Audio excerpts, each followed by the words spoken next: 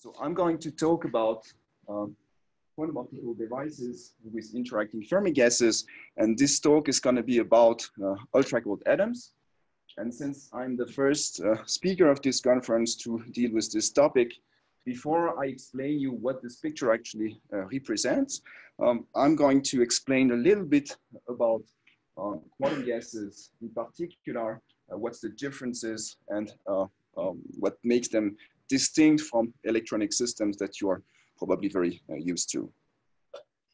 So the first important aspect, which is going to be critical for what I'm going to talk about, is the way atoms couple with light. So atoms interact with light by dipolar interaction. And if you send resonant photons onto the atoms, the photons are very efficiently scattered.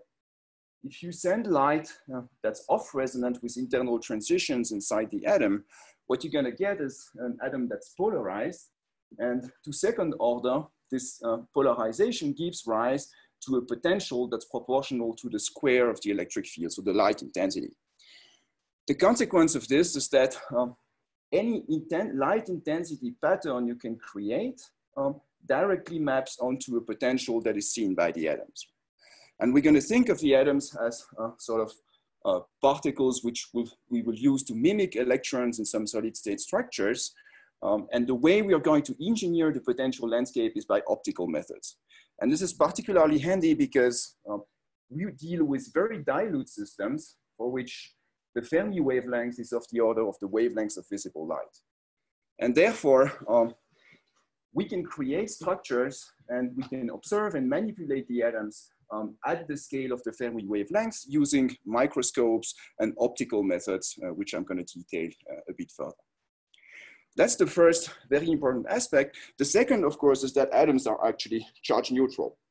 So they interact by the van der Waals potential, which for all practical purposes for our densities and temperature is actually a contact interaction.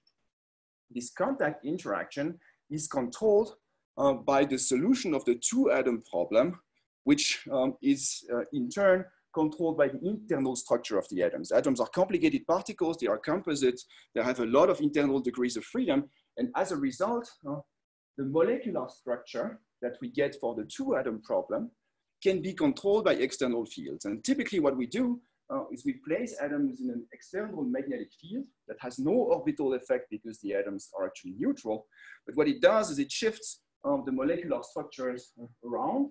And using this, we can create scattering resonance by bringing one molecular state very close to dissociation threshold.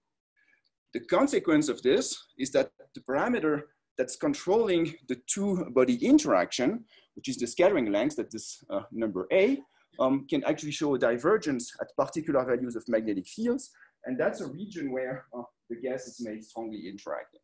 It's strongly interacting in the sense that we have S-wave scattering, which are essentially resonant between particles. It's as large as permitted by quantum mechanics. So this is for the particular example of lithium atom, which I'm going to deal with in this talk. So the interacting Fermi gases I'm going to discuss are ultra-cold gases of lithium atoms cooled down to quantum degeneracy and prepared in the vicinity of this point where the scattering length diverges. And this is something which realizes the so-called BEC to BCS crossover, which means at low temperature, we know that in all this region here, the Fermi gas we prepare is actually a nice S-wave superfluid.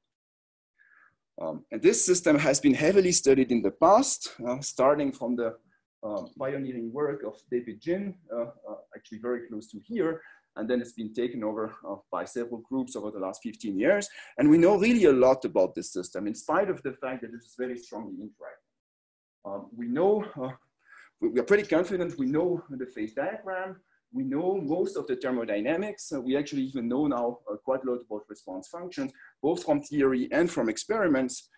So the way I want you to think about this is that this is sort of a bulk material with no lattice, by the way. This is important because all the things we think we know don't apply in the presence of an optical lattice.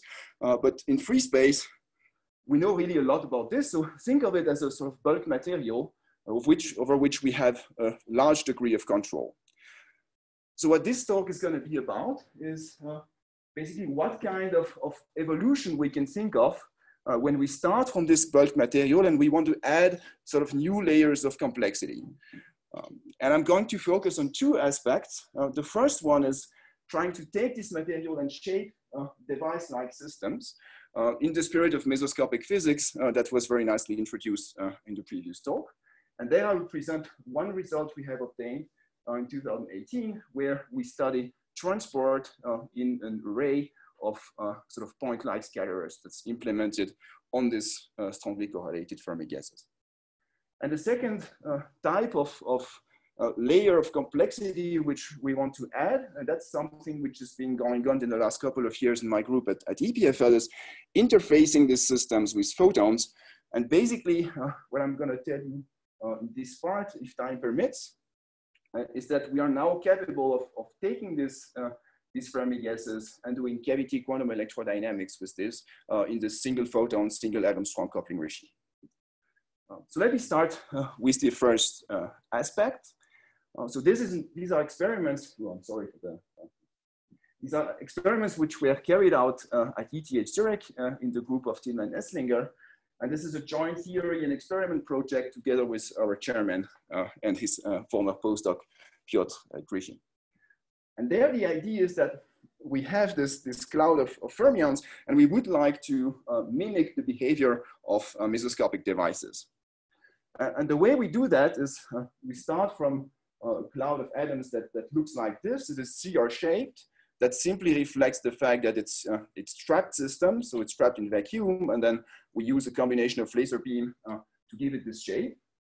And then on top of this, we just shine a number of laser beams that intersect, that intersect the cloud here at the center. So over a small region here, which is about 1/10 of the length of the cloud, we have very tight constriction, where the transverse trap frequencies or the level spacing here is much larger than the temperature. And that creates a one-dimensional channel connected to large chunk of cold atoms here, which looks a lot like the textbook two-terminal Landauer system. And once we're equipped with this system, the only thing we do is we prepare it with a little bit more particles in one side than in the other. We wait as long as we can, which means a couple of seconds before temperature goes up and the coil don't like that. And we just measure how many of these extra particles have made their way through. And we do that simply by imaging the total number of atoms on one side and in the other simultaneously. And that gives us the information on the current. And if now we know the equation of state of the two reservoirs, we can connect these extra particles we have added to chemical potential difference, divide current by chemical potential difference, and get a conductance. So when we do this with this simple structure that mimics a sort of quantum point contact, we get this kind of curve. So this is something we obtained in 2015, where we see basically quantized conductance, exactly as expected from the Landauer formula. So this is the Landauer formula without any fit parameter. So that's really nice. It's the first time that this quantized conductance was observed with neutral matter. It's also very nice for us because it tells us that this protocol I described you actually measures the conductance you would expect if you had electrons. So this means we really have a one-to-one correspondence between what you could do with the mesoscopic physics apparatus and what we do now with ultra-cold gases. And we have studied this kind of system extensively. Again, with interactions, we've measured spin conductances, actually even heat conductance, and so on. And we wrote a short review article about this if you're interested in the details. So what I'm going to discuss now is what happens when you take this guy here and add something which is a mesoscopic lattice. That's basically, we take this one-dimensional sort of short quantum wire, and on top of that, we project in a deterministic way a set of barriers, which you can think of as a sort of point-like scatterers. They are very weak. So basically, the main thing they do is when particles are incident on them, it's quantum reflection, right? This is not really tunneling at that stage. This structure is actually very weak.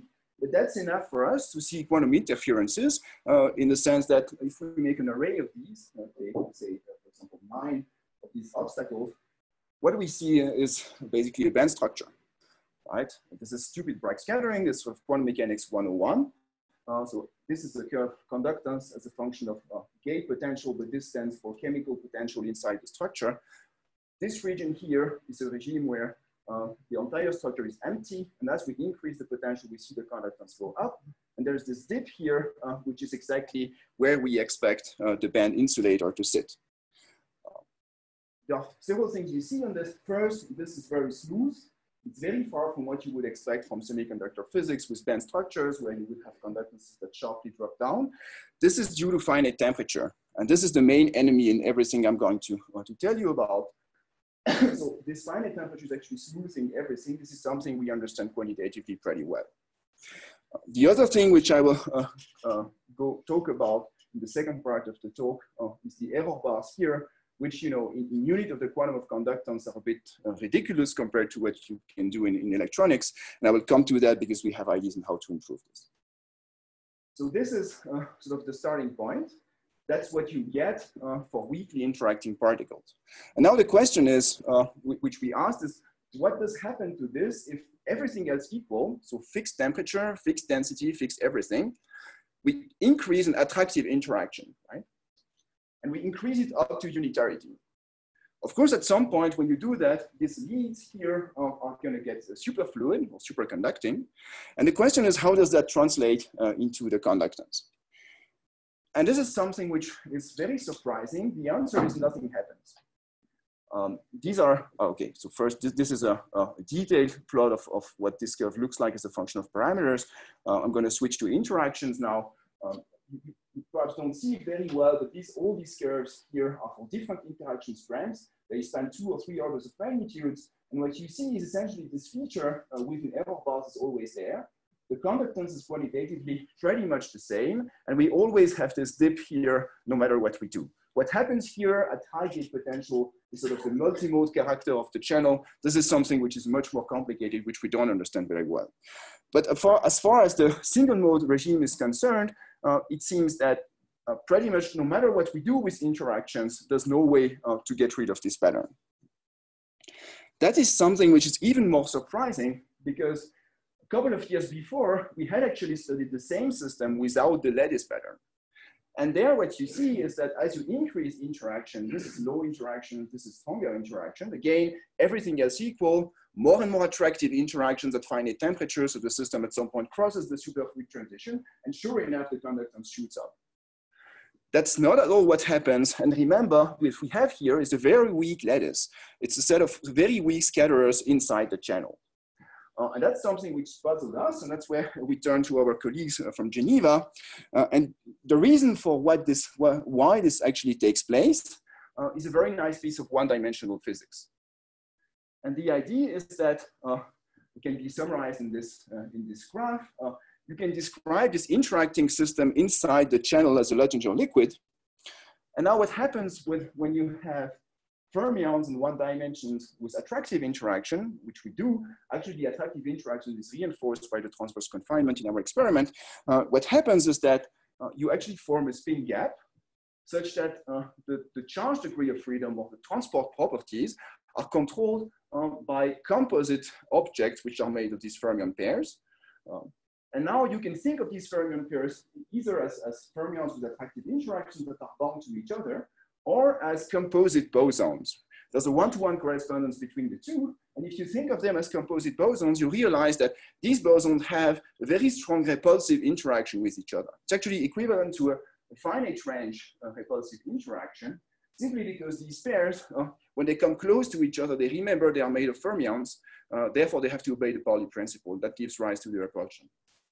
And now if you take strongly repulsive bosons in a one-dimensional system, and you know about Thierry's book, you know that basically if you put a very weak lattice that's commensurate with the density, basically this boson will crystallize and the thing is going to form a gap.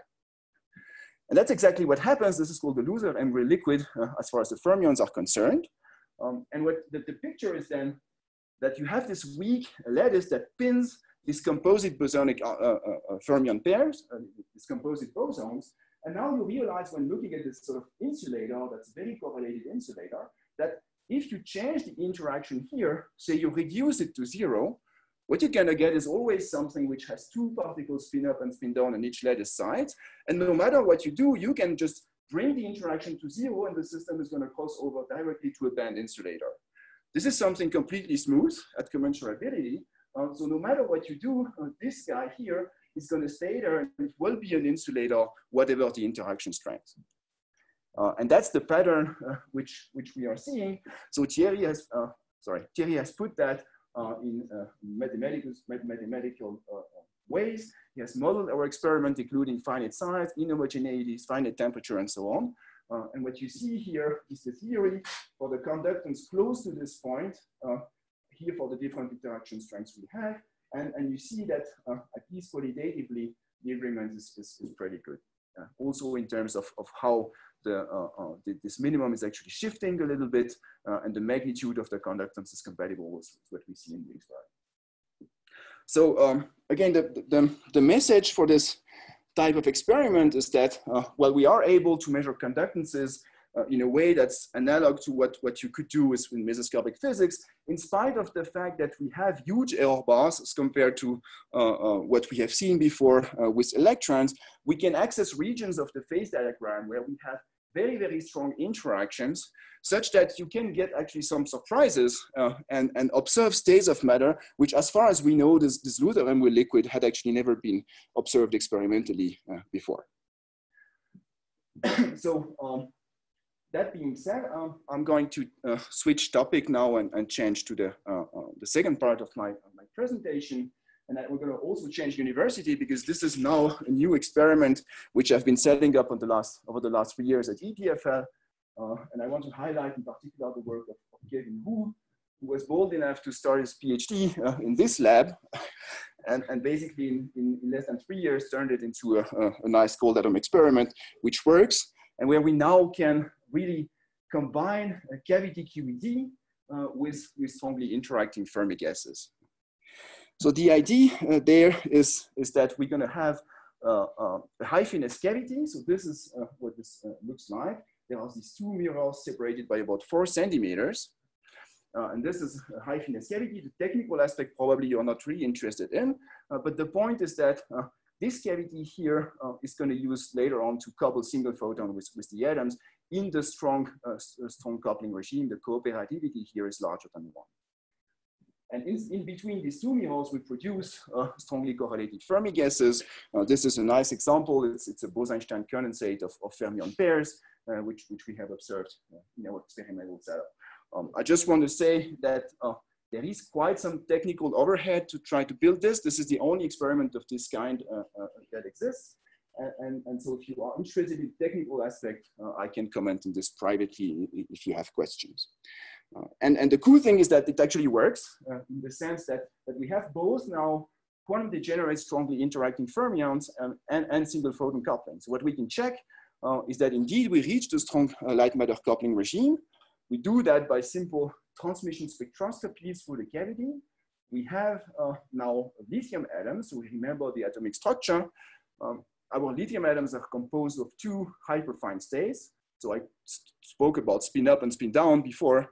What these are actually is hyperfine degree of freedom of the atom. These are spectroscopically resolved. They are separated here by 80 megahertz, which we nicely see by laser spectroscopy.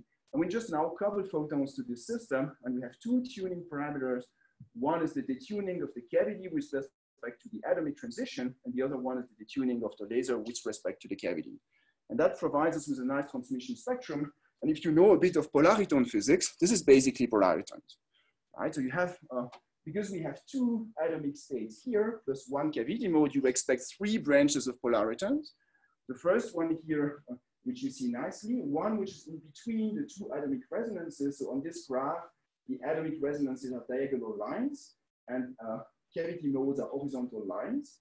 So the upper polariton, middle polariton, and the lower polariton here. There's obviously much more structure in there. We understand it pretty well if we remember that our cavity is a real cavity, so it has not only one mode, but a multi-mode structure. I make this story short. we can make a model for the quantum optics part of this experiment, which includes 120 modes of the cavity. The cool thing with this kind of quantum optics aspect is that even I can do the calculation for the, for the optics part, and you nicely recover the polariton structure and these branches which we have here for negative detunings. I should say here, there's no free parameter in this simulation in a sense that all the light matter coupling is calculated from first principle. And this is for independent atoms, of course. And what you see is that what this proves is basically that we indeed have the cavity we think we have, and that the coupling is actually what we think it is, and we are indeed in the strong coupling regime. And so far, the fact that here in this experiment, the atoms are very strongly interacting doesn't really matter. Except if you actually look very carefully. If you look carefully, what you see is that there are a few extra branches here. And this looks like there would be some atomic levels which we forgot in the calculation. Now, of course, there's one thing which we are sure about, is the spectroscopy of lithium atom. And what we know is that there cannot be any atomic level that's in this plate. So what's going on here is that what we account for in the theory, at least in this simple-minded theory that I showed here, is of course single atoms coupled to light. Now, if you put two atoms and think about two atoms scattering a photon, what you can have is one atom absorbing, the other atom absorbing, but you also have other types of transitions. Oh, that's a disaster. But these are transitions by which you take the two atoms, and instead of bringing one in the excited state, you take the two and bring it into a molecular state. This is called photoassociation. It's a venerable field of AMO physics.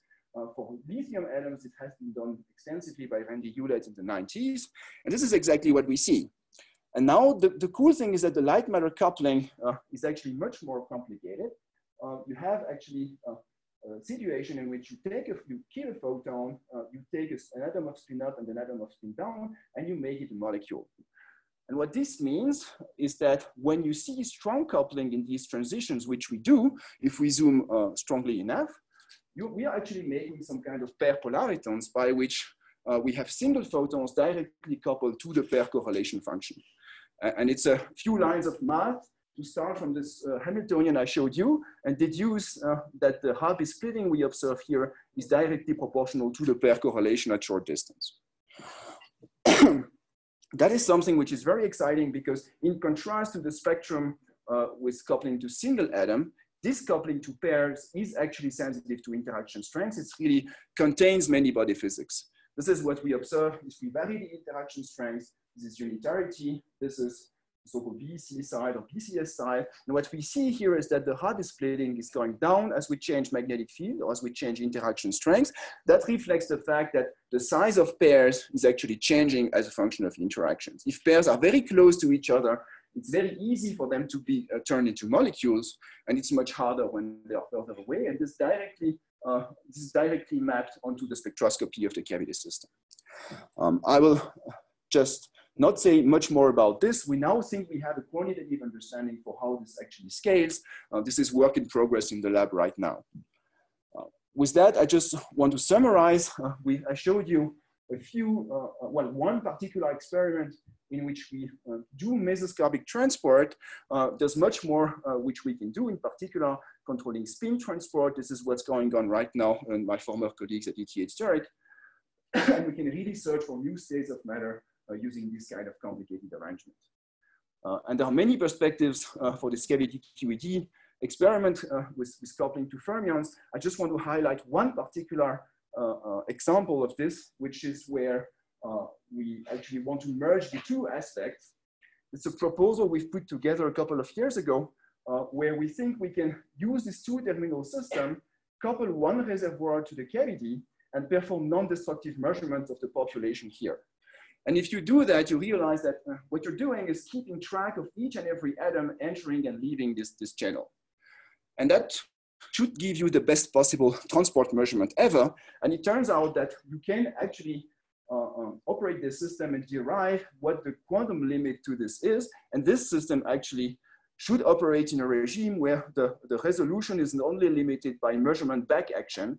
That is the fact that projecting one of the reservoirs onto fixed atom number is killing the current, just because, well, you cannot have fixed atom number and finite current at the same time.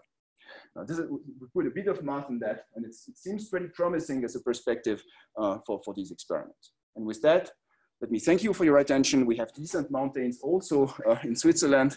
You're welcome to pass by if you want to see the lab and discuss at some point.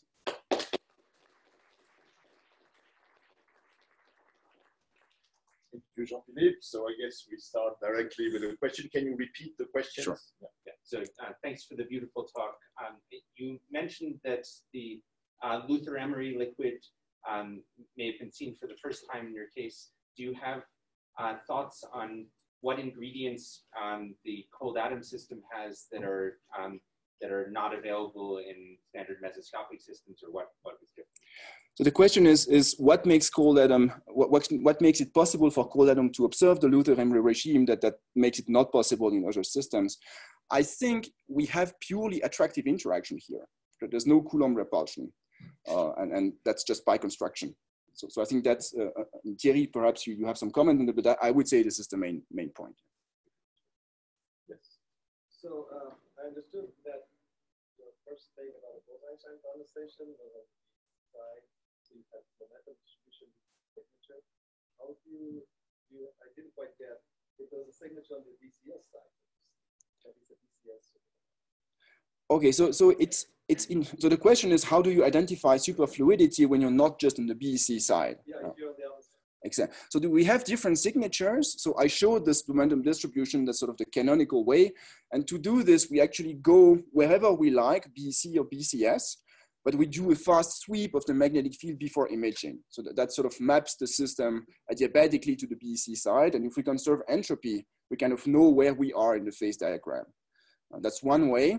The other way, which we have extensively used, that's actually the one we use in our paper, is we measure we directly observe pairing. So we put a spin imbalance in the system, and we observe that at the center of the cloud, the spin susceptibility is strictly 0, which is basically meaning that you have a phase separation between a paired core and polarized wings. And this is a signature of superfluidity that's well documented in the literature.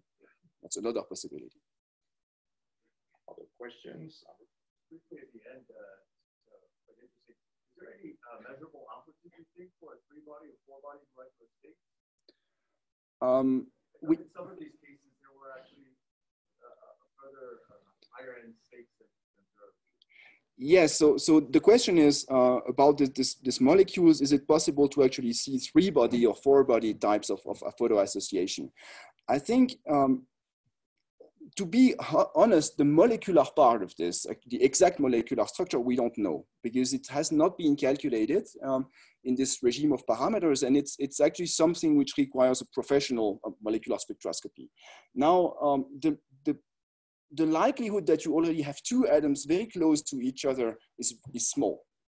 So the likelihood to have 3 is actually even lower, especially because that would require to have a spin up and a spin down. So the third is either spin up or spin down, but this is killed by Pauli. Actually, the 3-body processes in ultra-cold atoms, at least for fermions, they are killed by a very large amount that has been calculated many years ago by Juraj Liapnikov. And this is something, so 3-body is something which is extremely difficult to see, at least for fermions. For bosons, this is clearly seen. Another question or comment? No, doesn't seem to be the case. So let's thank Jean-Philippe again.